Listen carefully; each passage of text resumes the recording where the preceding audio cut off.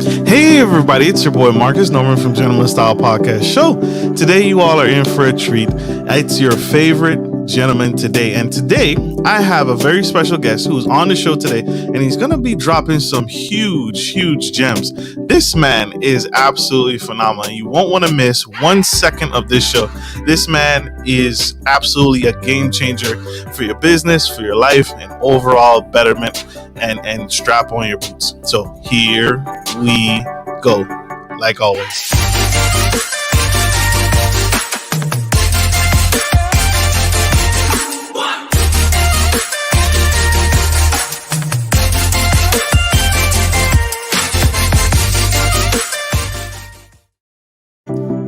Hey everybody, it's your favorite gentleman, Marcus Norman of Gentleman Style Podcast Show. And today we have Mr. Jason Sherman.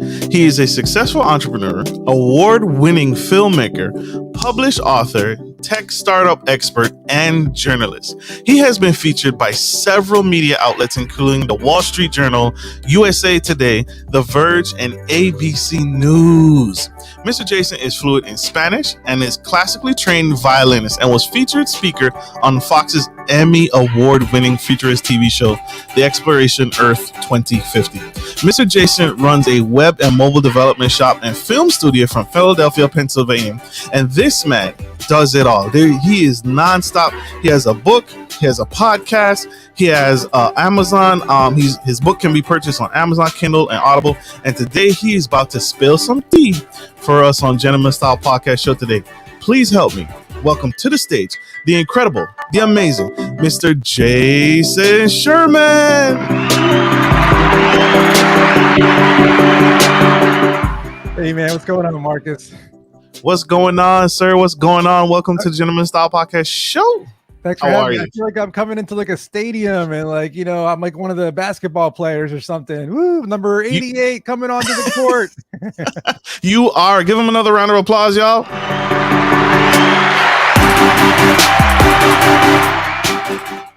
Thank you, sir. Thank you for coming to the Gentleman Style Podcast Show. I appreciate you. The audience love you. The ladies love you. And everyone and my team love you. I'm single. So, if any single ladies out there, I'm single. So. Oh, there you go, ladies. Jump on it. Jump on. This man is a heartthrob. He's stealing hearts, and he's here to change the game. And after this show, you're probably going to want to connect with him. He's going to be spilling some tea. He has a course. He has a book. He has so many different things that he's changing the world and impacting the world. But we want to dive right in. I ask every successful person this, sir, what's a morning routine? Successful people have morning routines that really set the tone for the rest of their day. What's your morning routine that you do that really starts you off on a good foot? Yeah, my morning routine is the same thing every single morning. I wake up early in the morning. I check my emails, any kind of other texts or anything like that. I go right into a yoga in my living room. I do some yoga for about 20 minutes to stretch out my body, clear my mind, have some coffee, walk my dog. It's always nice to take a nice little walk, and then have my breakfast, and then I get right into work. So it's pretty much the same thing every morning. And doing that morning, between the yoga, the walking my dog, the breakfast, the coffee, the just kind of taking my time, it allows me to feel like I'm not in a rush. And then when I get to work, I feel nice and calm and relaxed. Makes sense. That makes perfect sense. And so what you do, so many different things and so many different avenues in business, film, book writing, podcasting, multi-talented individual. You could do literally anything you set your mind to. Why is your podcast? Why is your book Essentials?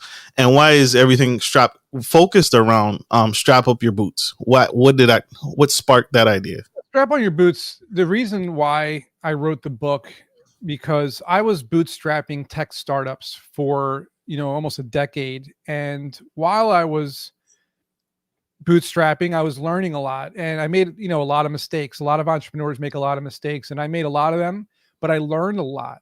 And so once I started to find out that the things that I was learning, I was now implementing in my next tech startups, and they started to work and they started to succeed and I started to raise money, I realized, so this is the stuff that people need to know. And I started to help other entrepreneurs around me. And I realized, oh, this is becoming repetitive. I keep helping them with the same things over and over again. So I decided it's time to put it into a book. Now I can hand it to an entrepreneur and say, hey, read the book. Once you're done, let me know if you have any questions. Then we can work together, and you're going to kind of bypass, 2 months of me working with you by just reading my book. That makes perfect sense. And so you've seen it all, right? You've seen businesses, startups, mainly startups, because that's what we're talking about. You've seen business startups fail. Over 50% of businesses fail within their first 5 years. That's the numbers. What's the best business owners who have ideas or products? What is the best way for them to validate their idea? And you talk about this in the book, but what's the best way for them to validate their idea before they bring it to full scale in the market? Validating ideas are the most important things entrepreneurs can do. And it also happens to be the main thing they don't do. They always want to skip that step for some reason, mainly because their ego gets in the way. They always say the same thing. I'm sure you've heard this a million times. My idea is worth $1 billion. It's going to disrupt XYZ company. I don't need to validate it. I know it's going to be big. That's number one mistake entrepreneurs make. I don't care who you are and what your idea is. You need to validate the concept, make sure people out there want to use it. And so by saying that right there, people, you need to get out there. You need to talk to people who are going to want to use your product or use your website or use your app or use your service. Surveys are a good way of doing that. Social media is another way of doing that. Friends and family, strangers on the street, anywhere. Colleges, you can once the pandemic's over, you go to a college, hang out in the quad with a table, give out flyers, give out free pizza, give out whatever you got to give out to get people to answer your questions. I mean, we used to hand out free water ice and free pizza in college campuses to get them to download our app, give us feedback right then and there. And it was so valuable to get that feedback. And so what I always tell people is before you build anything, before you spend money on anything, before you spend time on anything, make sure the market wants what it is you're building by asking the market. Yes. Facts. I told y'all this man would be impactful. I told you he's a wide array of information. And so you touched on it without touching on it. And I want to dig a little bit deeper, but you touched on it. Target markets, right? Figuring out, how does a business owner figure out who his target market is? Before I figure it, should I figure that out before I validate the idea? Should I know who my target audience is? And how do I go about doing that? That's a good question, the way you put it, because I happen to tell people they go hand in hand. Yes, there's definitely validating the concept first, but once you validate that concept, when you're talking to people about the concept, you're also finding your target market, because you'll see people who are not interested in the idea, and you'll find people who are interested in the idea. So let's give an example. Let's say you come up with a new gadget and you're talking to people who are in their 20s. And those people in their 20s are male and they're in New York. Okay. They like your product. Now you're talking to people, let's say in Philadelphia, and they're 40 years old and they're female and they don't like your product. Well, now you know not to target the 40-year-old women, but to target the 20-year-old men, and in specific cities too. So you have demographics, you have locations, you have genders. I mean, you can drill down to interests. You can drill down to their income level, their college or high school degrees, everything. And this way, you know exactly who to target in ads online. Another way of doing it would be landing pages, right? You can make a really fun landing page for people who might be a younger demographic, and then like a more serious landing page for an older demographic, or whatever the case may be. And then you can see who signs up to which one. You'll have the data, analyze that data, figure out who your target market is. There's lots of ways of doing it. Those are just two of them, and in the end, you should always be figuring out who your market is. You should have a niche market and always target them first. And then once you start to grow, then you can kind of venture out into different markets, but always start with a niche market. Love that. I got goosebumps when he said that. You see, y'all, this is genius. This is not the stuff you're going to get anywhere else except here on the Gentleman Style Podcast stage, or subscribing to Mr. Jason's Bootcamp Strap On Your Boots podcast on YouTube. So check him out. He's on YouTube, iTunes, Google Play. Check him out. You gotta check him out. He's a wealth of knowledge, and this is nuggets, y'all. This is nuggets that prevents you from failing. So stay with us, stay engaged. We have one quick commercial break from our sponsors. Don't go anywhere. We'll be right back. Support for Gentleman Style Podcast is brought to you by Manscaped, who is the best in men's below-the-waist grooming champions of the world. Manscaped offers you precision engineering tools for your family jewels. Manscaped just launched their 4th generation trimmer, the Lawnmower 4.0. You heard that right, the 4.0. Join over 2 million men worldwide who trust Manscaped with this exclusive offer for you. 20% off free worldwide shipping with the code GENTSTYLE at manscaped.com.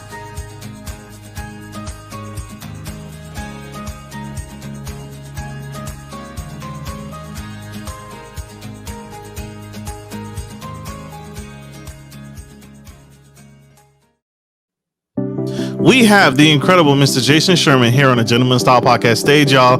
Give him a round of applause. This man is huge.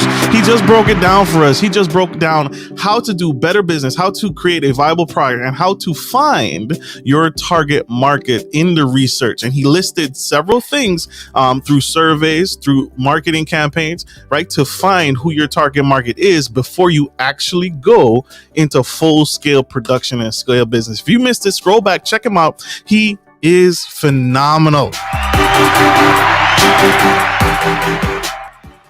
Sir, I love the way how you just broke that down for us. And one of the things everyone complains about is the pitch, right? That elevator pitch and finding investors to invest in my business. You've probably experienced it numerous times where people are coming to you and they're pitching you their whole, life story. How should people be talking to their potential investors and crafting a story to pitch to them the right way? Well, you just said it right there at the end. You said crafting a story. And a lot of times entrepreneurs create a PowerPoint presentation with a lot of words on it, a lot of bullet points, and they just go through the motions of here's the problem I'm solving. Here's how I'm solving it. Here's the market. Here's how much money we need. Here's the technology. And it's very boring. It's very kind of monotone. Investors start to nod off, right? So you have to make it at least interactive, enjoyable, fun. The best way to do that is to tell a story. And so every idea has a pain point, or it should have a pain point. And in that pain point, there's a story of how you came across that pain point. What happened to you personally? What happened in the world that caused this problem to surface? And then tell a story that the investor may relate to, because now they're being drawn into the story. Oh, this happened to me too. You got my attention. Then you can give them some bullet points or whatnot, but at least you got their attention in the beginning. And what I always tell people before even doing a presentation like a PowerPoint is you have to have your 30-second elevator pitch down pat. And you're right. I have pitched a lot of investors in my career. I've probably pitched over 1,000 of them. And I actually had a couple times where I was in an elevator with a billionaire who I recognized, and we just started talking, and I had 30 seconds to pitch that investor. And believe me when I tell you, the elevator pitch comes in handy, because you need to be able to convey your message, your vision, your mission in 30 seconds or less so that a 4-year-old can understand you. And if you can do that, if you can say what you're trying to build or create within 30 seconds, very easily understandable, you'll have the investor's attention. Once again, they might ask you to have a meeting, or they might want to ask to talk to you further. They might even take you to go get some food or coffee right after that elevator. So that's the most important thing, I think, is to be able to say what it is you're building within 30 seconds, then tell a story, engage the audience. Also, make sure you have various versions of your presentation available for different types of investors. Because, when I was pitching my tech startups, for one example, Instamore, my video dating app, I had like 20 different PowerPoints, because sometimes I was pitching women, sometimes I was pitching men, sometimes I was pitching younger people, sometimes I was pitching, people who weren't even in my industry. They were just like, biotech. And I was trying to tell them how it could help in biotech. So definitely come up with different variety of pitch decks, your story, the pain point, have them interact with you, have them, relate to you. And 30-second elevator pitch is key. That's huge. And that reminds me of my favorite television show is Shark Tank, right? The sharks. So pitching to you and you pitching to someone else, right? Like you said, make it relatable. Don't sit there. If you're a if Jason Sherman is a tech CEO, founder, entrepreneur, businessman, I'm not going to come to him and pitch the next best baby formula. That's not his industry. You have to know. And he said it, right? You have to know who you're pitching to. Right. And like he said, he had 20 slides. He had 20 different PowerPoint presentations to match his audience, his investor. You can't just sit there and I think people mess that up so many times. So that's huge. Absolutely. They don't research the investors before they pitch to them. That's it. Research your investor. If you don't know who you're talking to, I could meet Kevin O'Leary in an elevator. And if Kevin O'Leary is not a tech investor, he's not a baby formula tech investor, right? Versus Jason Sherman, who is. So I need to coordinate. I need to make sure I know what I'm talking about and know the numbers, right? Know the numbers. So powerful. And that's huge. How do you monetize your platform? If I can, well, how do That's a loaded question. It is very loaded, but I need the biggest thing. We're not into business. We're not starting nonprofit. So maybe we are, but how do I make this product, this item, make money? The first step is to avoid ads. Everyone always falls on the crutch of, I'll just put ads on my app. I'll just put ads on my website. The reason why that's the wrong answer is because you need hundreds of thousands, if not millions of people seeing that ad or those ads in order to make any money. You're not going to make any money off, 10 people, 100 people, even 10,000 people. You just won't. You need to have a large amount of users in order to make ads work. Plus, if you're putting ads on your website or your app or whatever right away, you're going to scare off the people who are using your platform because they're going to see all these different ads, and people don't like ads. So the real question is, what is the core value proposition of the platform, the website, the service, or the product? Whatever that core value is, that's your monetize. That's what you can monetize, right? You have to look at, what do people find valuable in whatever it is you're offering? Then ask them in a survey once again, or email your beta testers. If you have, like, say 500 people using your app and you have a MailChimp account, send them an email and say, look, answer this survey and you'll win a $50 Amazon gift card. I'll choose one at random. People will fill the survey out. Trust me. And then you ask simple questions about, which features do you like in the app? Blah, blah, blah. Which feature would you pay, or would you pay $5 for this feature per month or something? Or would you pay $20 a month to use the app? Or how much would you pay to use this feature? $199, $299, $399? You ask them how much they're willing to pay to use these features, and then they'll answer it. If 80% of the people say they'll pay $299 to use a feature, you have your answer. You know how much to charge for that feature, and they told you what they're willing to spend. So you're not guessing. So monetization is always to find what's valuable, what people are willing to pay for. Also, a lot of apps out there use gamification, which means making it kind of fun and engaging, winning coins or winning points, and then being able to use those points to purchase things on the app or the platform.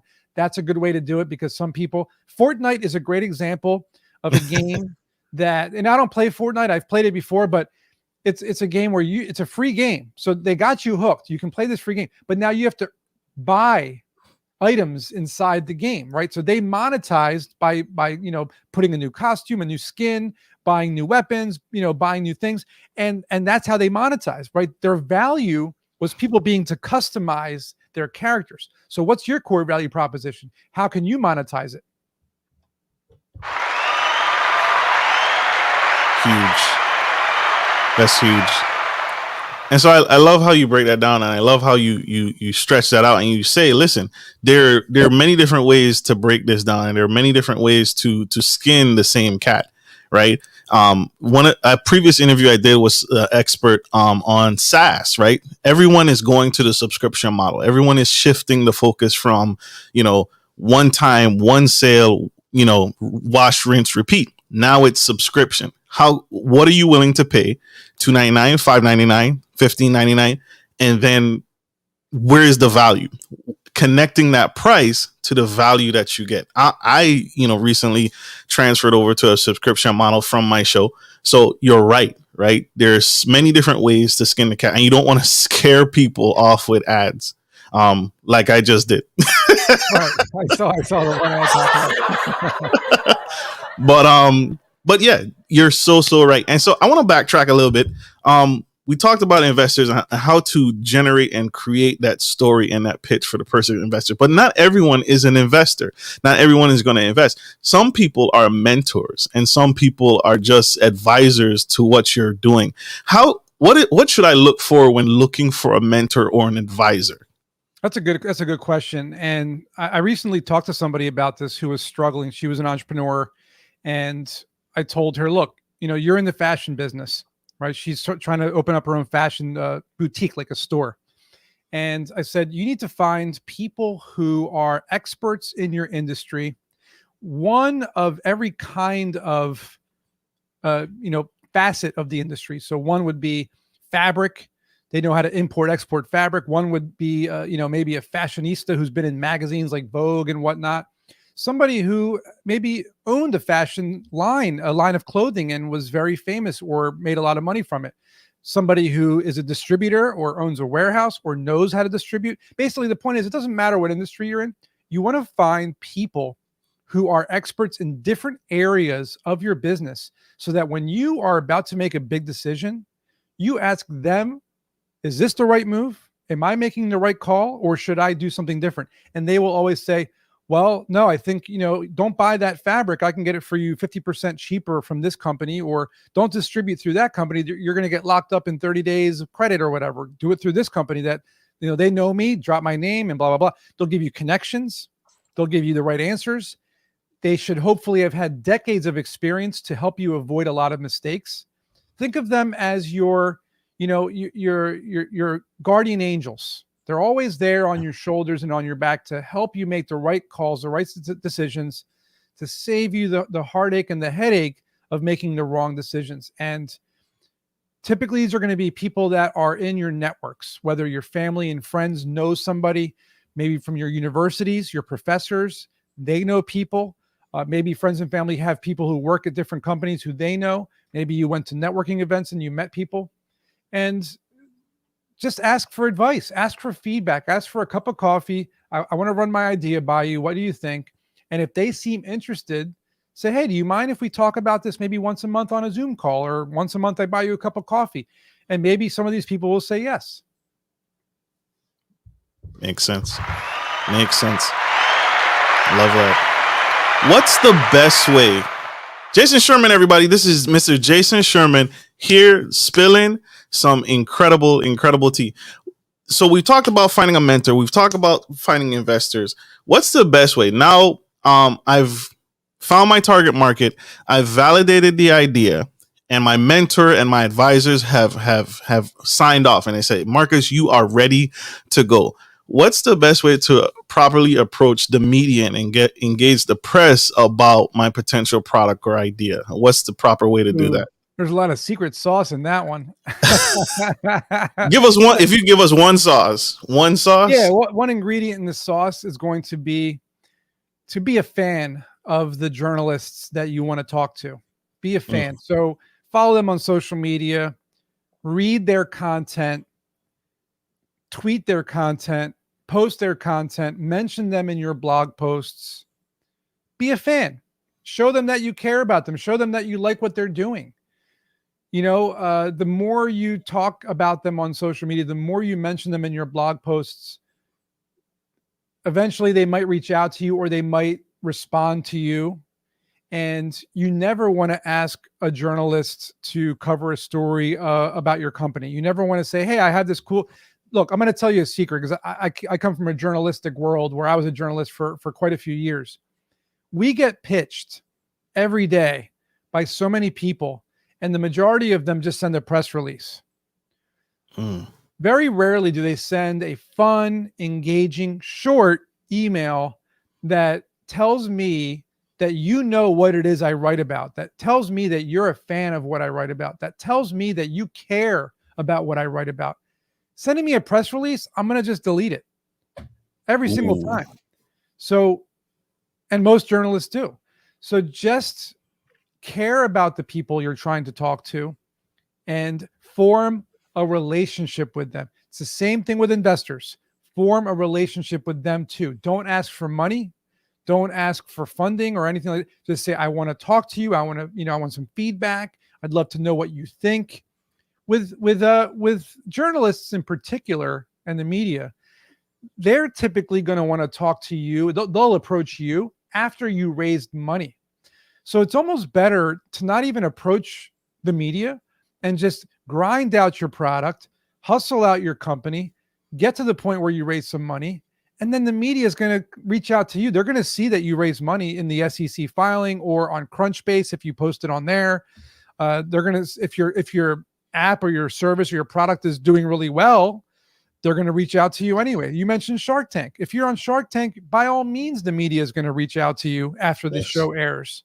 They're going to want to have a one-on-one, interview with you. So I always say, let the media come to you instead of you coming out to them.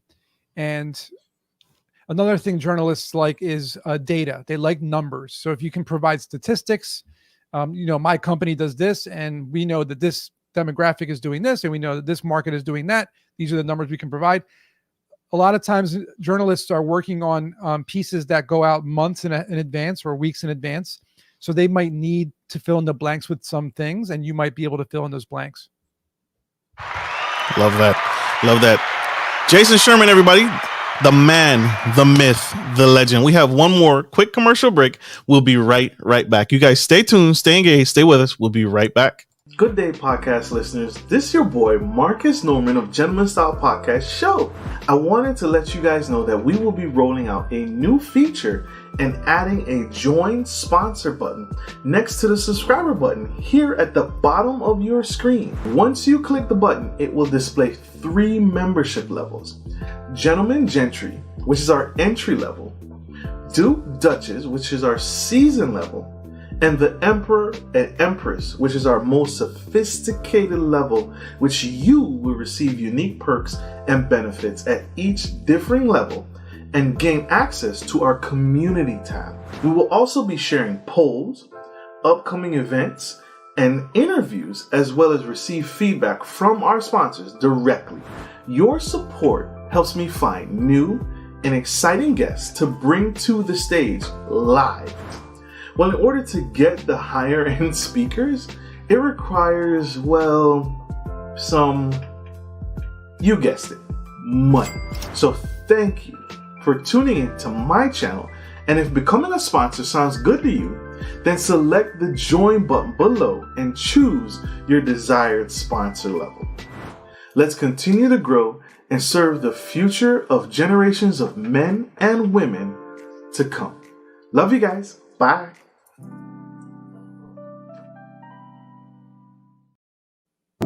Hey everybody, we are back to the incredible, amazing Mr. Jason Sherman.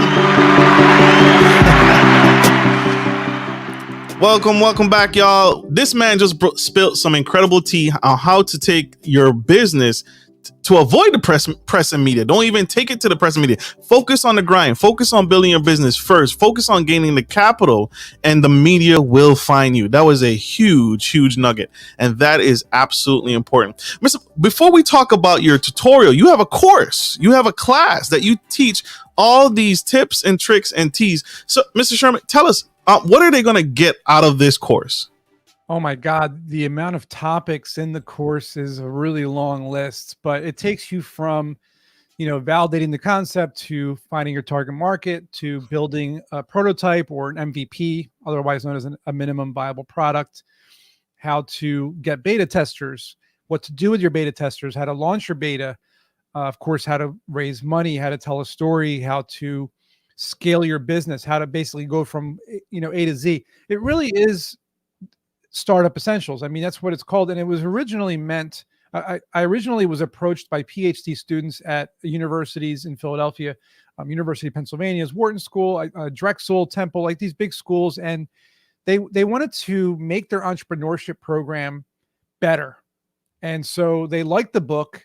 They like what the book said, but the book is it's a book, right? It's not really a hands-on course. It's more of a guidebook to help you along to build your business. And the course is basically a match made in heaven for the book. It's really a more hands-on visual approach. It shows you the different techniques, the different tools, the different ways. And a lot of the stuff we talked about in your podcast today is in the course, but in more detail.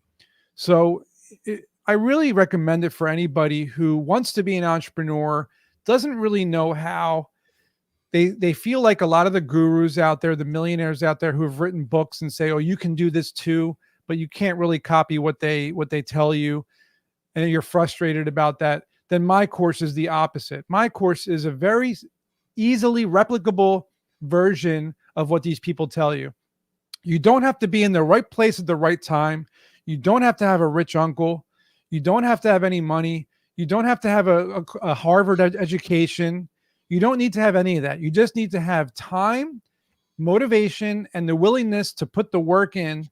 And it is pretty much guaranteed to work if you put the work in. It's just a matter of doing the steps. Love it. Love it, love it, love it. There you have it, y'all. The value. That's what we talked about earlier. The value, right, is not about, people often jump in and say, well, what's this? What's that? It's like, there's the value. There's the 30-second elevator pitch, right? That's a lot of coursework jammed in. And I've bought books before, right?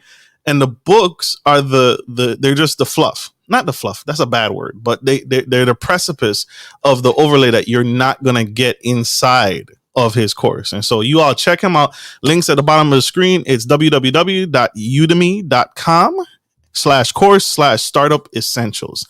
So check out the book, but get in that course. You have to absolutely check this out. Sir, what's your favorite way to give back? Oh, that's a good question. I've been giving back for years, and it's mostly, I mean, my offerings obviously is the best way for me to give back because that's how I help people the most. And I guess I like to just help people, really, to be honest with you. It's any kind of way I can help somebody who's struggling, whether it's mental health or, physical health, wellness, well-being. Meditation is a really good way to get through the day. If somebody's struggling out there, if you're not happy, if you're stuck in a rut, if you don't like your job or you're unhappy in a relationship, try to look at the positivity around you. Try to think about what you could do to get yourself out of the negative mindset that you're in and focus on your goals that you want to reach. And just remember that it's a day-by-day, step-by-step process. Nothing's going to happen overnight. You have to take your time. You have to be motivated. You have to be determined. You have to be persistent. You can't give up no matter what you do, because if you give up, then what else are you going to do? Right? You just can never give up. You have to keep moving forward. Take the mistakes you made as a learning experience, right? Lessons learned. Use those lessons learned for your next battle. Attack and succeed the next time around. Yes. Jason Sherman, everybody. He is the man, like I told you, the man, the myth, the legend. You all, I told you, are in for an absolute treat. Sir, this has been absolutely phenomenal. You are an amazing, just multi-talented person that is changing the landscape for entrepreneurs to take their business, not only to thrive, but to take their business to the next level. Thank you so much for giving back in this way. How can my audience connect with you? How can we grow with you? How can we learn more? Well, thanks for having me, Marcus. It was fun, and you had some really good questions. And the easiest way for people to find me is on my website, jasonsherman.org. I'm on social media. All my channels are on there. My website really gives you the links to everything. It tells you my story. It's got my blog on it. It's got my course, my book, my podcast, my YouTube channel, my free Startup Essentials guide, which is 1 or 2 pages of free. It's like a cheat sheet as to what you might expect from my offerings. And really, that's the easiest way to get in touch with me is through my website. You'll find my social media on there. Absolutely. Check them out, y'all. Get on that website, get involved, and get connected at jasonsherman.org. That's jasonsherman.org. Absolutely powerful. Sir, thank you. Sorry, y'all. We got to let him go. This man has several companies to run. So we got to let him go. But I hope this message has served you. I hope this was impactful. Sir, thank you for what you do. Please don't ever give up. The world is changed by you every single day, and we need you. So please don't ever give up. I won't, and I'm here. Awesome. And thank you all for tuning into the Gentleman Style Podcast Show. I hope this message has served you all, and I hope this message was impactful. It definitely changed my life for the better. So like I end every show, take care of your families, take care of your business, and take care of business. This is Marcus Norman of Gentleman Style Podcast Show and Jason Sherman signing off. Love you guys. Bye. See ya.